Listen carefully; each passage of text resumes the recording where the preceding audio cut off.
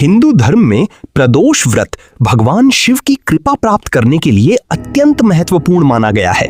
ये व्रत प्रत्येक पक्ष की त्रयोदशी तिथि को रखा जाता है। पौराणिक व्रत कथा। प्राचीन काल की बात है। एक ब्राह्मणी थी जिसके पति का देहांत हो चुका था। उसका कोई सहारा नहीं था, इसलिए वो सुबह होते ही अपने पुत्र के साथ भीख मांगने निकल पड़ती थी। वो स्वयं और अपने पुत्र का पेट भीख मांगकर ही पालती थी।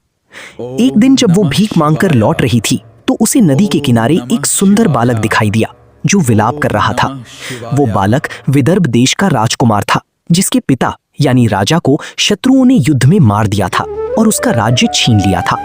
ब्राह्मणी को उस पर दया आ गई और वो उसे अपने घर ले आई। ऋषि शांडिल्य का उपदेश। ब्राह्मणी ने दोनों बालकों का पालन पोषण समान रूप से किया। कुछ समय बाद ब्राह्मणी दोनों बालकों को साथ लेकर ऋषि शांडिल्य के आश्रम गई। वहां ऋषि ने उन्हें प्रदोष व्रत की महिमा बताई और व्रत करने की विधि सिखाई। ब्राह्मणी ने ऋषि की आज्ञा से विधि विधान पूर्वक प्रदोष व्रत करना शुरू किया। राजकुमार का भाग्य परिवर्तन। एक दिन दोनों बालक वन में विहार कर रहे थे। वहां राजकुमार ने अंशुमति नाम की एक गंधर्व कन्या को देखा। वे दोनों एक दूसरे पर मोहित हो गए। गंधर्व कन्या के पिता ने जब राजकुमार को देखा तो भगवान शिव की प्रेरणा से उन्होंने अपनी पुत्री का विवाह उस राजकुमार से कर दिया। राजकुमार ने गंधर्व सेना की सहायता से विदर्भ देश पर आक्रमण किया और अपने खोए हुए राज्य को वापस पा लिया। उसने ब्राह्मणी के पुत्र को अपना प्रधानमंत्री बनाया।